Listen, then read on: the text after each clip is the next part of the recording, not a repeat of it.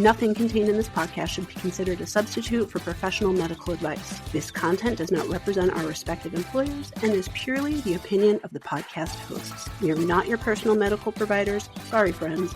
So, if you have concerns or seeking a diagnosis or treatment, please seek individual advice from a healthcare provider in your area. We are not liable for any risks associated with acting upon the information contained in this podcast. This is intended for educational and entertainment purposes only, so enjoy the ride. Please drink responsibly and in moderation. Before drinking, please be sure to be of the legal drinking age for your country. We do not encourage the misuse of alcohol. Welcome to Medical Media Mixer, the perfect cocktail. I'm Nicole Peniston, psychologist. And I'm Tara Prisco, physician assistant. And we have both survived the blizzard of 2026. For now, it's supposed to snow again in 2 days. I know. And then again Friday. I know. Yeah. It's bad. We both have power and internet. We both have power, knock on wood, and internet. Yeah. And I will say because I have a side gig, that is not this. My side gig, they closed their physical offices for the entire week. Oh, wow. Now, I've always been telehealth for them, so it does not impact Doesn't me. matter. Right. But they closed all of their offices for the entire state for the whole week and just told everyone to do telehealth. My full-time job, they closed the office today and tomorrow. Tomorrow's still sort of up in the air for mine. Yeah.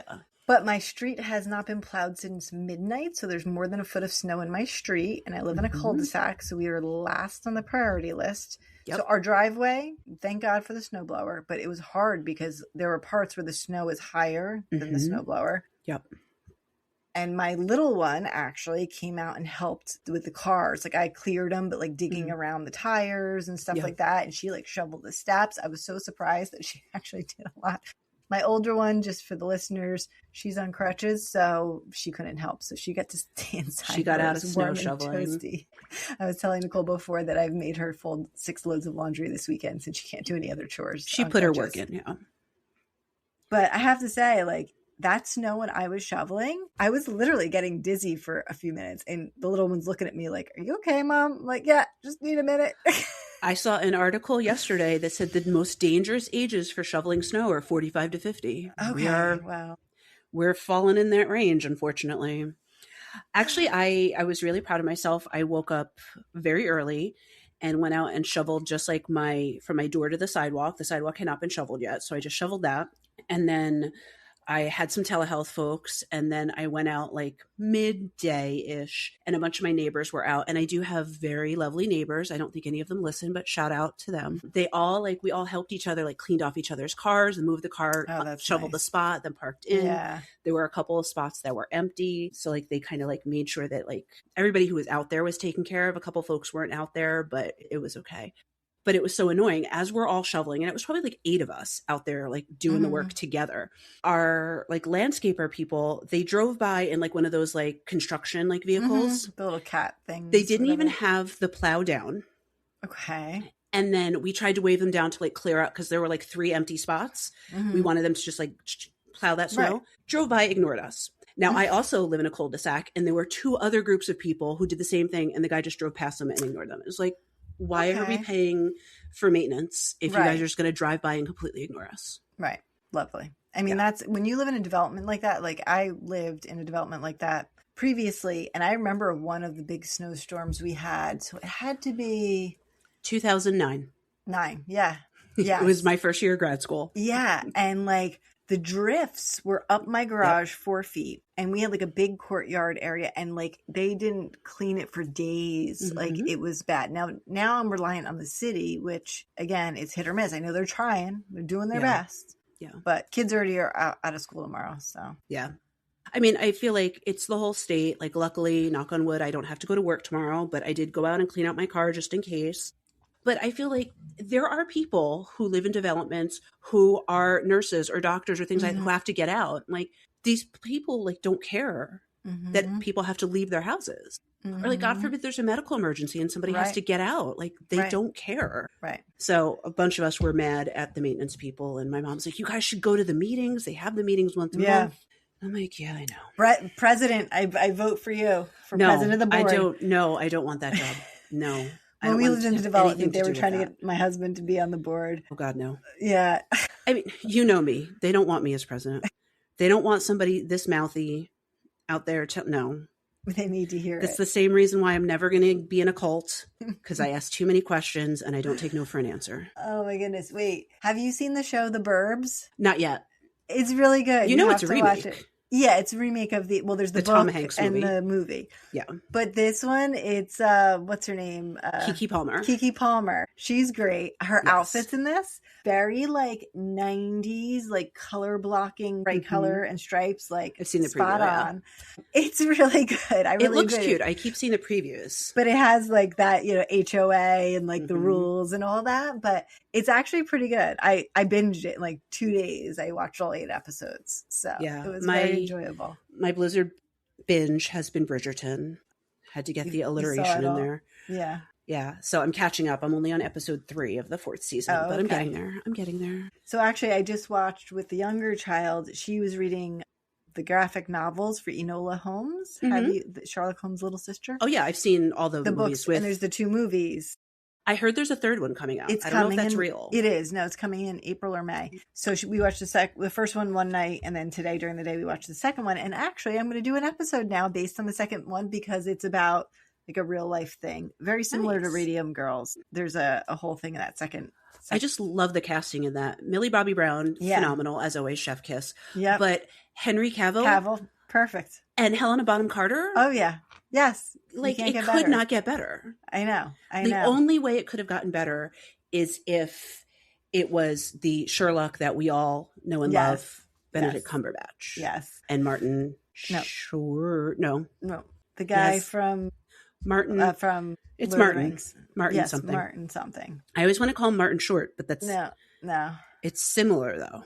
Yeah, it is. Anyway, it'll come. Freeman. But Freeman. I think so. Martin Freeman. Let's go with that. Let's Google that. Hold on. I think that's it. The guy from Lord of the Rings. The blonde guy. He was also in Wakanda Forever. He was in Black Panther. Yes, it is Martin Freeman. See, he's the white dude in Black Panther. Yeah. And back to the Enola, what's her name from Bridgerton, plays in that second movie. She plays Cicely / Sarah Chapman, the one they're looking for in the second movie. I haven't seen it in a while, so I'm forgetting which Bridgerton but anyway, person. it's Francesca from Bridgerton. I like her. It's funny though, my friend Marcia, who listens sometimes, she texted me and she said she needed a new job. And I said, I need to be Lady Whistledown so I can just gossip and marry a hot man who likes chunky girls and carriages. Like that's seriously, that is like Penelope. Boom, she's got it. I mean, I was Lady Whistledown for Comic-Con several years ago. Yes. And made my own papers that we handed out. But really? yes, we made our. They're little bookmarks. I can give you one. I still have some. That's adorable. I love that.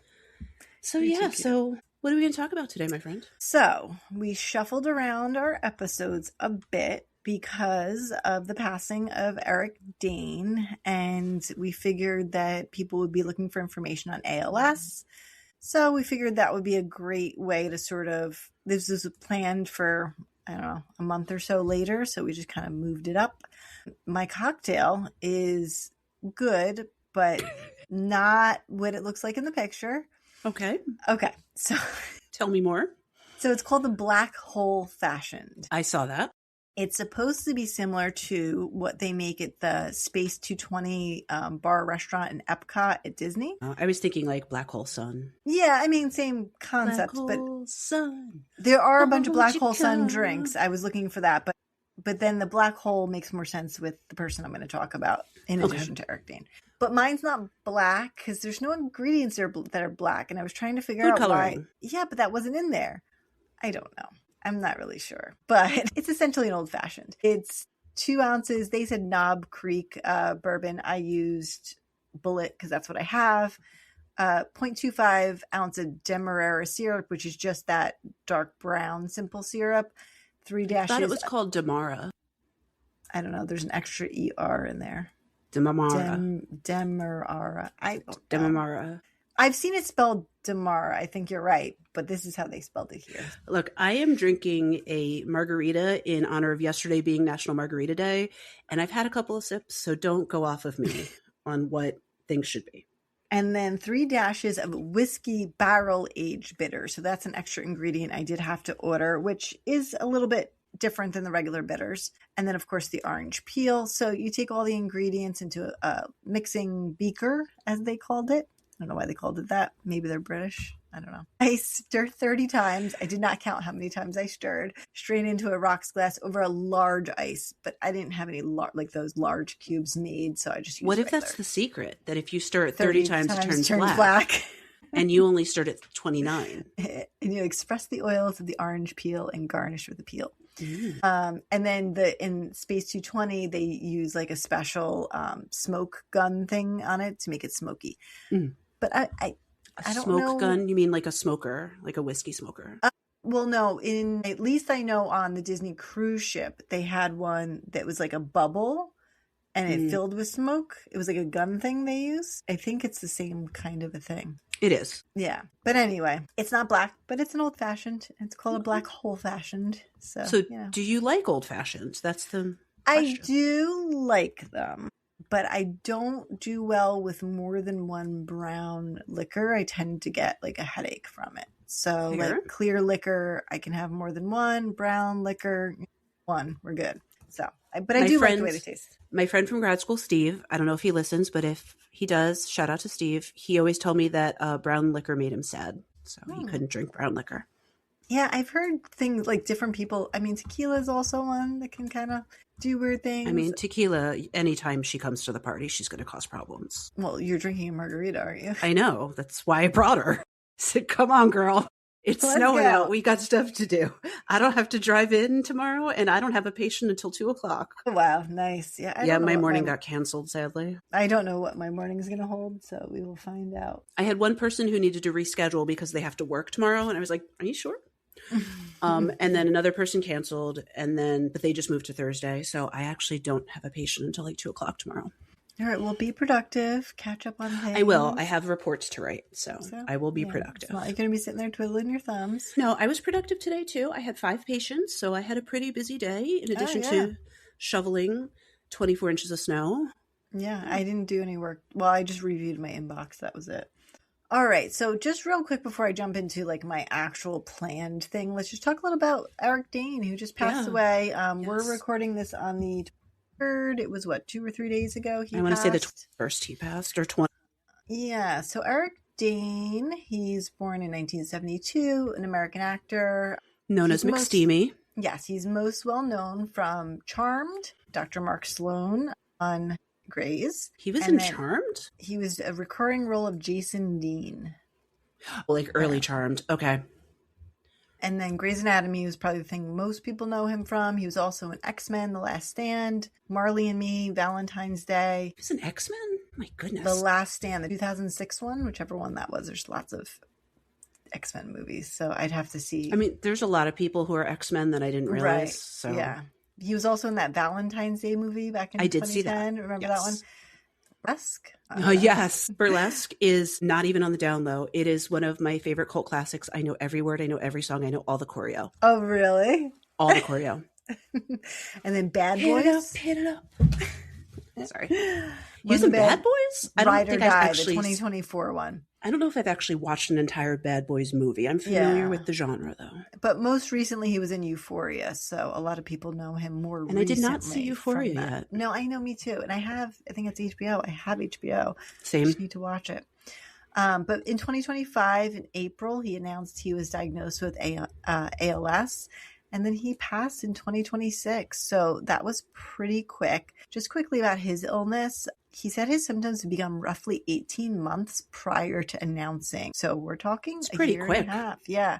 And then by June 2025, he had completely lost the use of his right arm. By October 25, he was using a wheelchair. And then he passed on February 19th, the age of 53. So, I mean, that's pretty rough. Now, we'll talk about ALS and the varying degrees of things because the main person and topic we're talking about actually lived well past what they were expected to. Mm-hmm. So I'm going to be covering the theory of everything. Which I've actually also never seen. No? Okay, no. It's a pretty good one. So it's a 2014 film, and it's covering the life of Stephen Hawking, who is the pretty much only physicist that you really know. Like, No. yay, physicist. Well, Neil deGrasse Tyson. I was going to say hello. Yeah. Don't forget our boy Neil. Yes. He's an astrophysicist as well. Yeah. But, you know, as far as like most life-changing discovery type person, you know, he's kind of been like this. Like, I don't know any other physicists. Like, those are the two. Like, I mean, I feel like physicists don't typically make it to pop culture, right, but those two exactly, have. So, also, if you watch Big Bang Theory, Stephen Hawking is a very large part of that. They talk about him constantly, and he's even on an episode. I was going to say, doesn't he make an appearance? He makes a cameo, yes. Yeah. So the film tells the story of Stephen Hawking and how it basically, you know, it brought global attention to him having ALS. So we'll talk about the film a little bit. We'll talk about some other people diagnosed with it, and then we'll talk a little bit about the Ice Bucket Challenge too. I think you're going to appreciate this. I just quickly looked at Stephen Hawking's YouTube page just because I didn't remember when he was diagnosed or whatever. Yeah. And I read it that he was a cosmetologist. I was like, this man did everything. No, he's a cosmologist, not a cosmetologist. But who knows? Maybe he did makeup too. Here. I'm sure he could do a stunning cat eye. Oh my goodness. So in the movie, he is played by Eddie Redmayne. And let's see, Theory of Everything. So it's a British biographical drama directed by James Marsh. And it's based on a book. So there was a book, The Traveling to Infinity, My Life with Stephen by Jane Wilde Hawking, who is his first wife. We'll get into his little drama there with the wives. Right. Yeah. So it actually was pretty critically acclaimed. It was, I guess it looks like it came out in 2014, Toronto Film Festival, and then general release later that year. Eddie Redmayne is Stephen Hawking. Felicity Jones plays his first wife, and supporting cast includes David Thewlis and Emily Watson. Emily Watson, we know. All these others. I don't know who those other guys. But it was very critically acclaimed. It was 80% in Rotten Tomatoes. Part biopic, part love story, as they call it. Biopic or biopic? I read it as biopic, but I thought it was pronounced as biopic, so it's both. Don't know. I think I've heard other people say biopic, so that's why I said it that way. I made a choice too, because in my head I say biopic. I'm going with your choice. In the outer choice. The inner choice versus the outer choice. Okay. So Eddie Redmayne won Best Actor for the Academy Awards, and it was nominated for Best Picture, Best Actress for Felicity Jones, and Best Adapted Screenplay, Best Original Score. It won Best Actor for Golden Globes as well, and the BAFTAs. It won several awards. That's the British Academy. Which I was going to say, the BAFTAs were just this week. Yeah, that just happened. So I'm going to basically go through his actual real life, which the movie essentially follows exactly his real life. I don't need to go movie plot. I'm just going to tell you his life because the movie covers everything the same. So he was born in January of 1942 in England, and he died in 2018. He came from a scientifically curious family. He pursued physics at University College, Oxford. He got a PhD at Trinity Hall, Cambridge in 1966, focusing on cosmology and general relativity. General relativity. Yeah. General relativity, I think, is the big thing he's known for. In the early 1970s, he proposed theoretical mechanisms by which black holes emit radiation. So now we know that is the Hawking radiation. And shows that black holes can shrink and eventually evaporate. Physics and astrophysics, not quite my specialty, so don't ask me any questions about that, okay? It just blows my mind on how you can study something that as I'm saying it, I'm like, wait a minute, that's what you do for a living. I was like, you can study something you can't touch.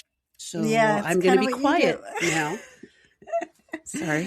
So he built on Einstein's relativity and quantum theory to explore the nature of black holes, singularities, and the early universe and how it formed. And he kind of crossed to two fields, quantum mechanics, gravitation, which advanced the field of cosmology and contributed to understanding of the way the universe started and its actual structure. Is he the guy, because you said singularity, isn't there this whole thing about living in a simulation that has to do with singularity? And somehow it's related. I know that. I just don't know how. I believe you. It's some of that stuff is too big for my head. I can't wrap myself Basically, it's all pretend. It's all a dream. It's Who Shot JR in real life. No one's going to get that reference unless you're as old as us or older. Or what's the other one? Twin Peaks. That I feel like that's all. I never watched all of Twin Peaks. I know I'm a bad psychologist.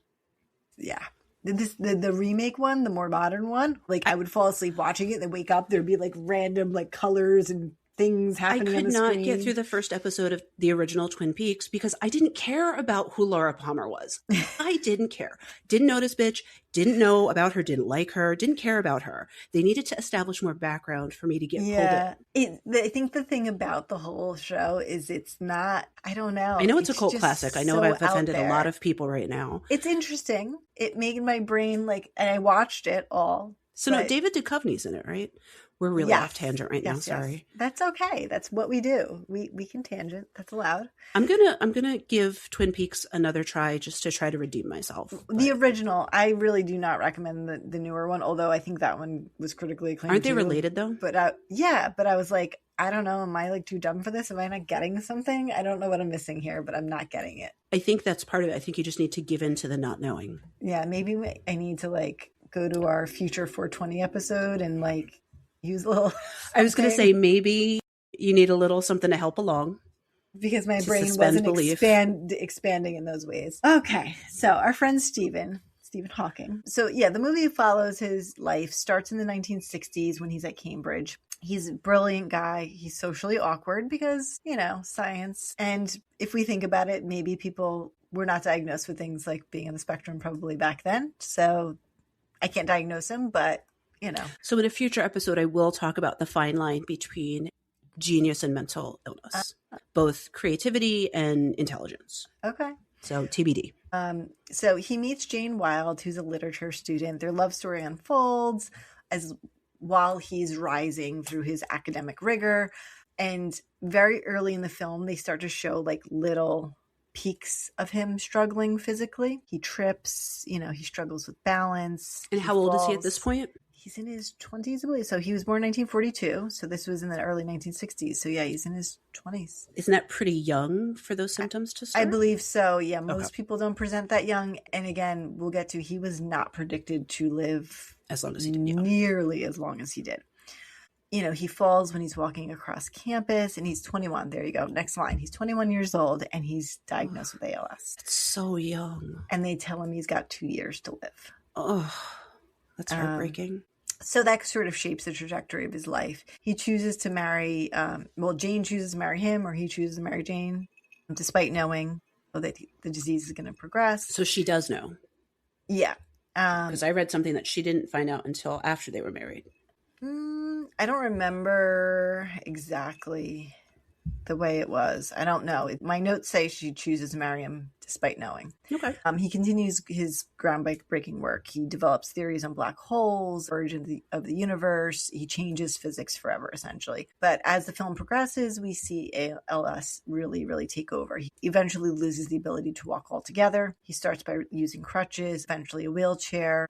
Then his speech becomes slurred. Eventually, he has a life-threatening bout of pneumonia. He ends up with a tracheostomy. So that, for our listeners, is a tube coming out of your trachea, so in the front of your throat. And he loses his natural voice completely at that point. So he communicates using a speech-generating device, which is now iconic, that is sort of become synonymous with him. So he uses a computer. He pushes the buttons to speak for him.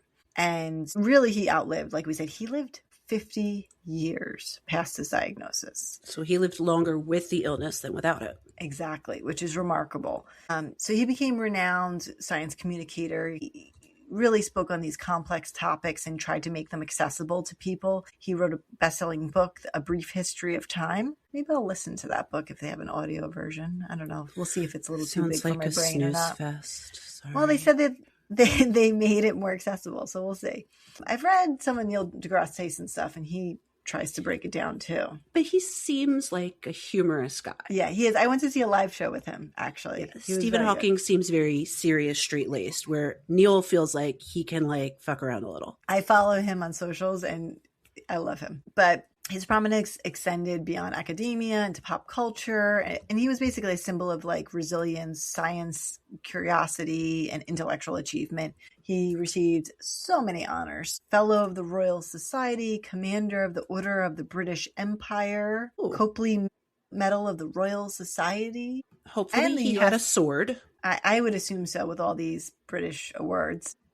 If not, let's get him one. The U.S. Presidential Medal of Freedom as well. You know what I just thought about? So his voice generating thing that you push buttons didn't have an accent. Why wouldn't they have it as a British accent? He's British. What I was thinking is if he's losing motor control, how is he pushing buttons? Eventually, wasn't he doing the blow tube ones? I think know he there's eventually used it. Yeah, he did. But think about it. Like, he's British. Why wouldn't his computer have a British accent? Maybe he didn't want a British accent. Like, maybe it had he a didn't know the very difference. neutral American accent. Yeah. Yeah. Oh, this is well. Although AI sounds like real people laughing at me.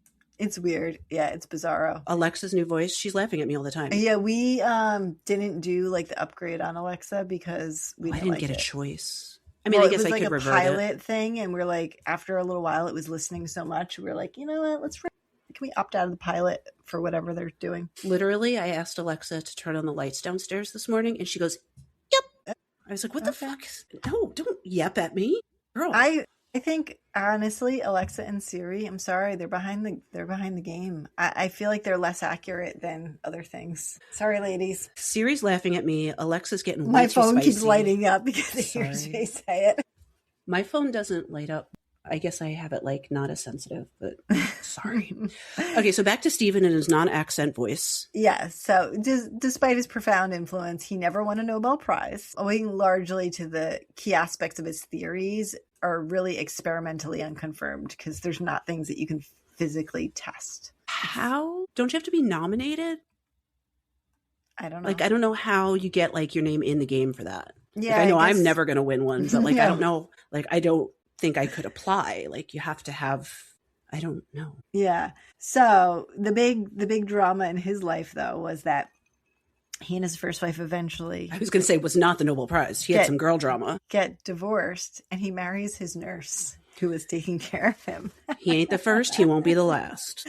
And it's like, I don't know. Like the woman, I don't know, who started with him and stayed with him. I mean, whatever. I guess it was. Did she divorce him because of the relationship with the nurse? It's not clear how it overlapped, but you know, in the end, it's just a little spicy. Was this a sexual relationship? I wasn't there, and I don't think he told anyone the details of that.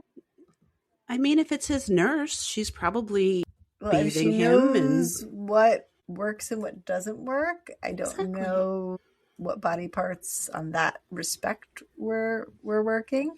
Here, let me check about his marriage. I thought you were going to check about what body parts which of Stephen's body parts were working. Wait, hold on. So yeah, in October he was engaged and they resided in Cambridge.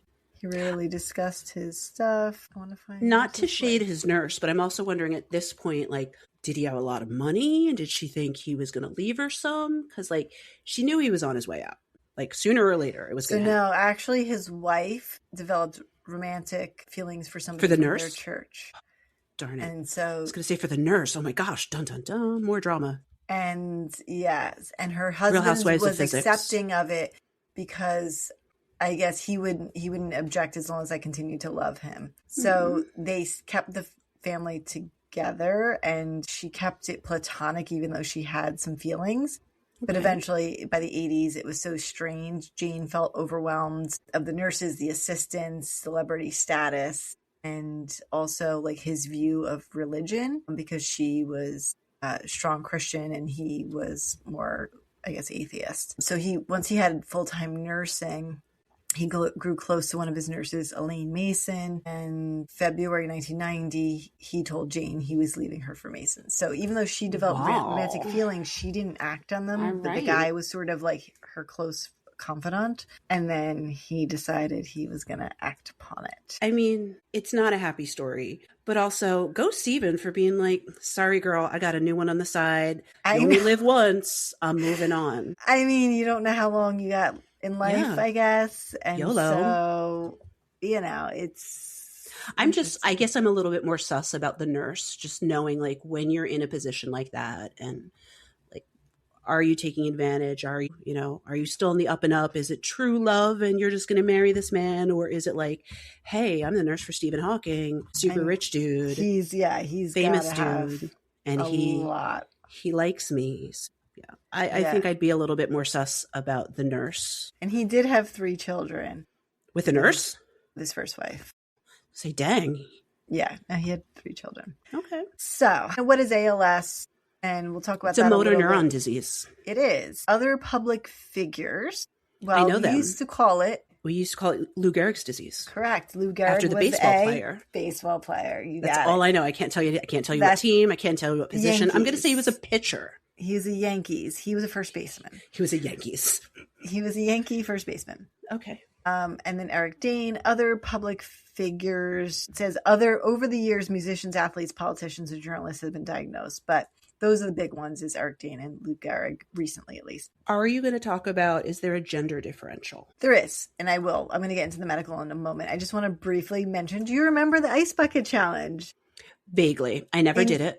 2014, people started randomly dumping buckets of ice on each other in order to pledge money to raise for ALS. But I don't know how many of those people actually pledged money. I guess some did. And also, I don't really see the connection between dumping ice on your head and a motor neuron disease, but okay. So yeah, you would have somebody dump ice on you, then you would post it online and tag somebody else to challenge them to do it. But regular people did it, athletes, celebrities, politicians, just everybody. It did raise over $115 million for the ALS Association in just a few weeks, but I feel like it probably could have raised more because I bet every single person who did it did not donate Yeah, money. especially once it became like a viral thing. I'm sure people were just doing it to do it. Exactly. But it did help fund some research, including things into gene discoveries. So it brought it into public recognition, which sometimes with certain diseases, that's enough to get funding elsewhere, even just to bring it into the public's eye.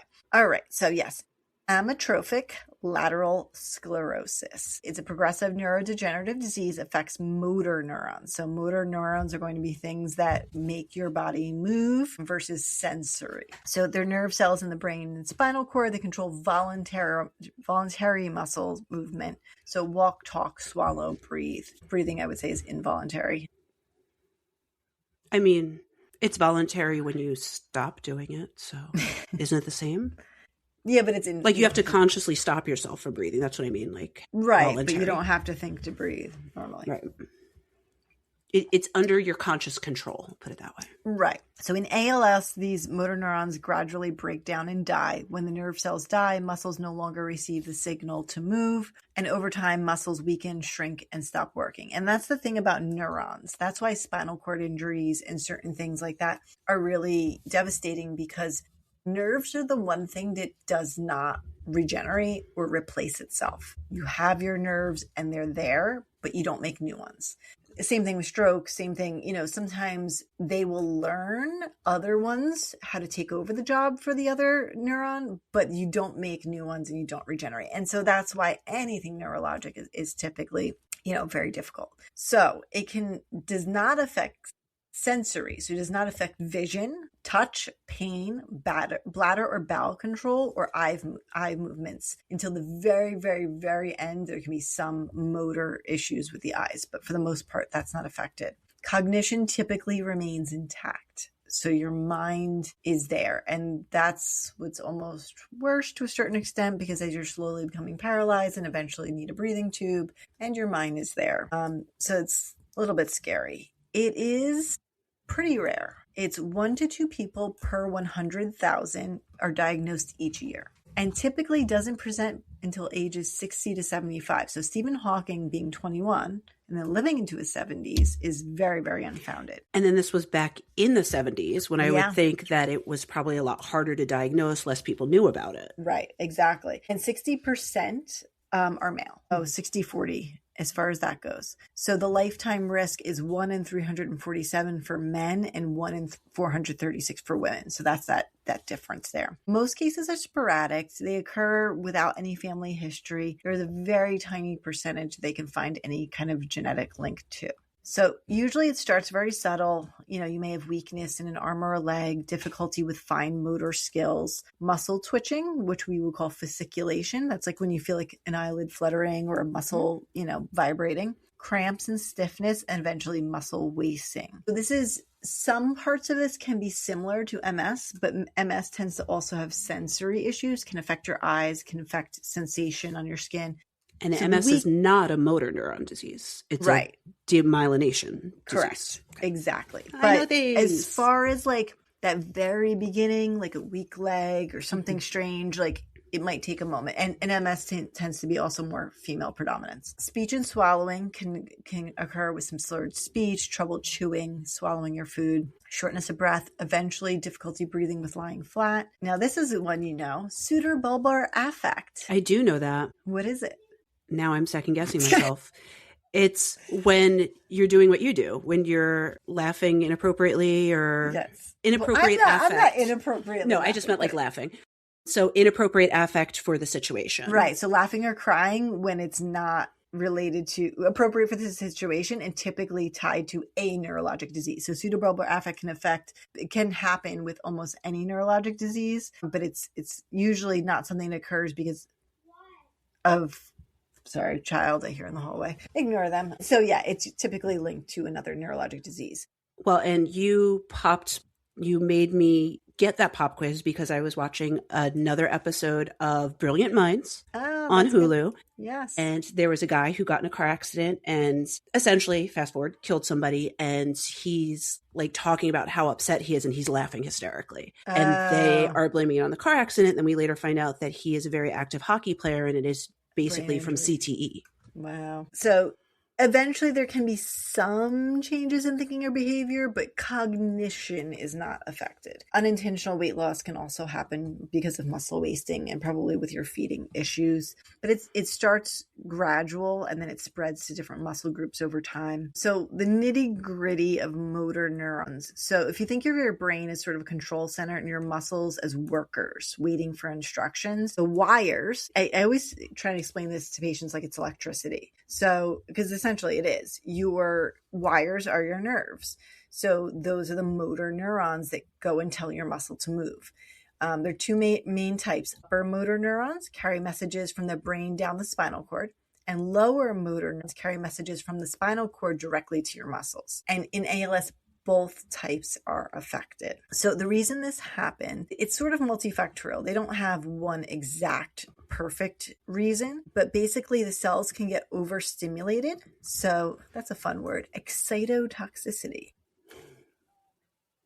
Gets overstimulated and then causes damage. Yeah. So excitotoxicity happens often in brain injury. Yes. So nerve cells communicate using chemical messages. So those are our neurotransmitters. One of them called glutamate, which we've definitely talked about at some point, normally helps send those signals. In ALS, there may be too much glutamate around. So if you think of like something like a car running nonstop, eventually it burns out.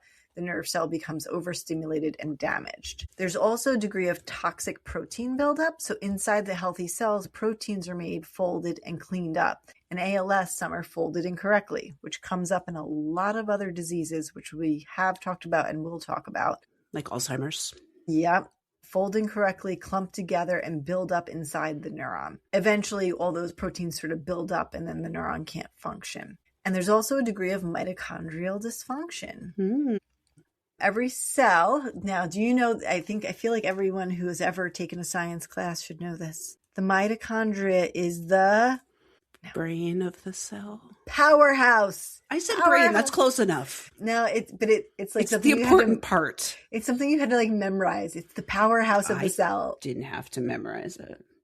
But basically in ALS, these powerhouses aren't working properly. Which you'll have to cover mitochondrial disorders at some point in the future. Yes, that's fairly complex and uncommon, but yes. Sorry.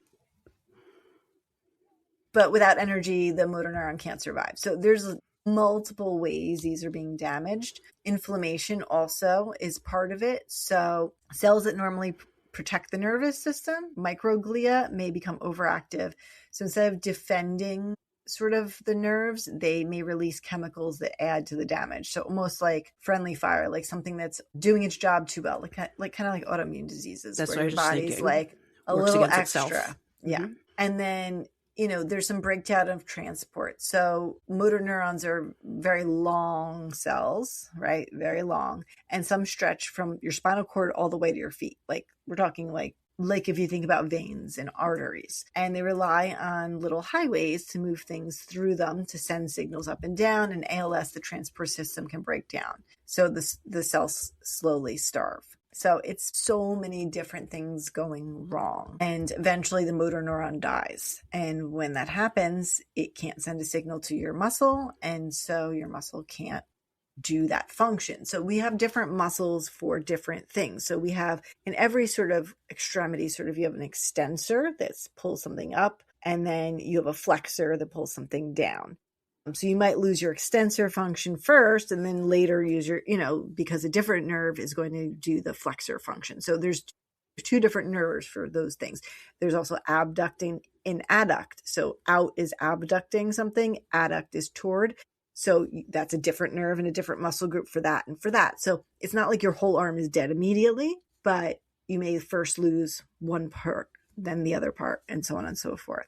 The muscle eventually weakens and shrinks down and atrophies. It's just not getting the power. It's not the muscle isn't the problem. It's just not getting the signals. But then when it doesn't get the signal, it's not getting used, then the muscle starts to break down. Exactly. And it just kind of shrivels up. And eventually, like we said, the speech, the swallowing, the breathing, which is really detrimental and eventually often needs some sort of a support for breathing. So like we mentioned before, sensation's not effective. You can feel everything. And thinking, like we said, is typically preserved. It is progressive because they don't regenerate. So once they're gone, they're gone.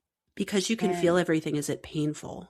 So there's not anything described as significant pain in what I've read, but limited mobility, you're going to be more at risk of wounds. You're going to be more at risk. There's other things that could cause pain, but like not necessarily directly affected by it, because it's not like your sensory is more, that it's just normal. Right. So like and it's when not the motor like you're neuron cramping. dies. Right. Yeah. You don't feel it dying. You don't feel that pain. No. You just feel the gradual loss of sensation or loss of not movement. sensation, just movement. Loss of movement, Yeah. So there's not really a single way to diagnose this. It's really a clinical diagnosis based on your history, a neurologic exam, EMG testing. So that is the myelogram. So nerve conduction test and electromyogram are where they put the little needles in. I've had that. It's not fun. Me too. It isn't. So one is testing the motor function going down from said neuron, and another is it coming back. MRI will rule out structural things, but there's nothing to see on MRI. And blood tests to just rule out other things. But it's really the EMG, the exam, and the history are the diagnosis. It can take 10 to 16 months on average from the first symptom to get diagnosis. And I'm assuming that's if you go to the doctor after the first symptom. Yeah, exactly. And if it's very subtle, it may take you a moment, and then trying to get into a specialist, or if you aren't established with a primary care. If I had a patient who was established with me and I had a big concern for this, I'd be calling around to neurologists myself to get them in right away. Right. But access to care is going to be limited by where you live, your access to specialists, your insurance, right, or lack thereof. Yeah, exactly. So there's currently no cure at all. There are some things that can slow progression a bit and help it improve quality of life. So there's something called riluzole, may extend survival by several months. Edaravone may slow functional decline in some patients. I don't think I'm going to be able to say this. Let's see. Sodium phenylbutyrate taurursodiol. You did it. Shown to slow progression. And tofersen, approved for certain genetic forms, but that's pretty uncommon. So then how did Stephen live so long? Luck. I guess, he had the breathing supports. I mean, I guess you could elect, once you get to the breathing and the swallowing issues, to not manage those. I don't know Eric Dane's specifics. Yeah. But if you wanted to just allow a natural death, you would not do that tracheostomy, and you would not do a feeding tube, and you'd have natural death, where Stephen Hawking did all those things and had, the care to turn him and move him and make sure he didn't get wounds and the ability to do all those things. But I think that's the main thing is you don't die from not having the muscles to move. You die from not being able to breathe, not being able to eat, or infections because of your lungs or wounds, aspiration, pneumonia, things like that. Yeah. So basically ventilation can improve survival. It reminds me a little of Huntington's, where it's like, yes, you have this slow body death, but you have the cognition Right. stays, Yep. and you kind of just make those choices on how long you want to survive, unfortunately. Exactly. Yeah. So yeah, I mean, the typical physical therapy, occupational speech therapy, they might help you to manage. It's not going to bring the muscles or the nerves back, but it can help you to compensate in certain ways and learn how to adjust to help with your independence. Yeah, neurologists, respiratory therapists, nutritionists, rehab specialists, just to help with that quality of life. Right now, they're really, of course, researching heavily into things like gene therapy, stem cell therapies, targeted molecular therapies, better biomarkers, something we can put our fingers on to diagnose this early. So it's, it's a sad and scary disease. I'm glad that it's not common.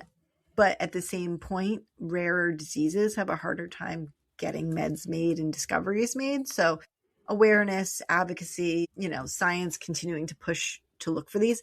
So that's why I think it was great that at least we could hopefully offer a little spark for people to learn, research, go donate to one of the ALS organizations. And that would be, helpful to push this forward. And hopefully just at least with these people who have been famous, who've passed from it, maybe that awareness helps somebody else maybe who doesn't have that because it brought it to somebody's mind. And you mentioned it before, it sounds like there's not a clear genetic link, or that's just one specific type of ALS? One specific, very rare, uncommon type. Genetics really don't play a role. It is very much just sporadic, but we really don't have an underlying reason. We just don't. That's what's scary. And that's one of the frustrating things with a lot of things that I tell patients. And I say, there's nothing you could have done to cause this or prevent this. This is a strike of lightning. You were just the bad luck. Like there's other diseases out there like that. And it stinks because it's like you did nothing wrong. There's nothing you could have changed in your diet, exercise, or lifestyle or anything else. It's just bad luck, bad odds, essentially. So yeah, I mean, hopefully, like I said, this brings awareness to things and, people look into it a little more, maybe donate. And obviously, if anyone is having any weird neurologic symptoms, absolutely, the sooner you get things checked out, the more things that can be done to help slow progression of anything. And that includes MS, ALS, or anything that's especially a neurodegenerative, because those, once you lose those nerves, you don't get them back. I think too, and we haven't really spoken about it too much. I think for a lot of folks, sometimes just having a diagnosis or something to call it kind of brings some sense of peace, because at least now you kind of know what you're dealing with, or, what your options are versus, oh, I've got like this weird, like numb feeling in my hand. I'm just going to ignore it. And then like you kind of get anxious about it. You think about it. But I think even though it's not a diagnosis anyone wants, I think for some people it can be really helpful. Absolutely. Just to know what's going on and to give a name and something to it and hopefully get the help you need. Yeah. So it's a little bit of a bummer disease, A little bit. A lot of it. Let's just but, call it Stephen Hawking, I think, he was someone who contributed significantly to the science. And hopefully, people take from that and find things to cure other things. And going back to Eric Dane and Brilliant Minds, there was actually an episode that he was in where his character did have ALS, and he talked a lot about the struggles and the frustration and the fear that goes along with it. It was a really touching episode because this particular person had kind of his character had alienated himself from his family because he didn't want his family to see his decline. And with the help of psychology and neurology, was able to reconnect with his family and really enjoy those last few years that he was going to have with them and let them be a part of his life again, which I think I could see that happening for a lot of folks. If you find out you have this essentially terminal disease, not kind of thinking you're sparing your family by separating yourself from them, but you're also, you're losing out on your own opportunities to make those positive memories with them. Yeah. And so he was separated from his wife, but they did not divorce. And she's the Noxema girl, right? Yes, Rebecca Gayheart. She's the Noxema girl, okay? Yes. Anyone who lived in the 90s knows who I'm talking about. Well, and he did a show, which I've yet to watch, but is called, is it Last Words by Eric Dane on Netflix? I didn't watch this yet. I know. It all just happened quickly. Famous Last Words, yes. Yeah. But he did record it and made the caveat that he did not want it released until after he passed. Yeah. So A lot of everyone go out people and were watch kind that. of, yeah, a lot of people were kind of trying to shame Netflix for it, but those were his No, explicit wishes. that's what he wanted. He That's wanted it. that. And I think that's kind of the point of the show, is for somebody to get that opportunity in their own terms, in their own words, to say what they want to say to the people that they love about whatever's going on with them. And I think that's, you can say what you want about media, but I think that's really a good outlet for that, for him to use his celebrity in that way to share those final messages with his kids. Because I know there was a whole thing about how he spoke to his daughters, and I only watched a little clip of it and it made me cry, and I was like, I'm not emotionally ready for this. Not in the snow, not in the winter depression mode that we're in. Nope. That's why I turned on Bridgerton instead. Yep. But yeah, it looks like it's really touching, and I don't know if Netflix is going to do that again. I don't know how many times opportunities like that come up, but where somebody, I mean, I'm sure there are situations, but I have feelings about the premise of a show like that, but he did it willingly. So. Right, of course. Okay. So that was super exciting and fun and uplifting. Thank you, Tara. My last, no, we switched this. So no, yeah, I switched this with a different one. So no, my girl. fun one's going to come later. We're moving our episodes around. I'll make, my next one. I don't know when I have a fun one again. We need the fun from you. Okay. Bring it. My next one's not fun. Sorry. And the one before this the one before this was a little bit fun, but not as much fun. Yeah. All right. Well, thank you for listening to Medical Media Mixer. The perfect cocktail. Cheers. You didn't even show your drink before. It's not black. It's supposed to be black. Thanks for tuning in to this episode of the Medical Media Mixer podcast. If you enjoyed the conversation, don't forget to subscribe, rate, and review us on your favorite podcast platform. Your support helps others find the show. Want to keep the conversation going? Follow us on social media. We're at Medical Media Mixer Podcast on Instagram, Facebook, TikTok, YouTube, and on Pinterest, the Medical Media Mixer board. If you'd like to support the show and help us grow, check us out on Patreon. Patreon.com/Medical Media Mixer Podcast. And on Buy Me a Coffee, buymeacoffee.com/Medical Media Mixer Podcast. If you have a topic idea, feedback, or just want to say hi, send us an email at medicalmediamixer@gmail.com. You can also stream all of our episodes and find more info on our website, medicalmediamixer.podbean.com. We're available on all major podcast platforms, so no matter where you listen, we're there. Thanks again for listening, and until next time, keep mixing medicine and media.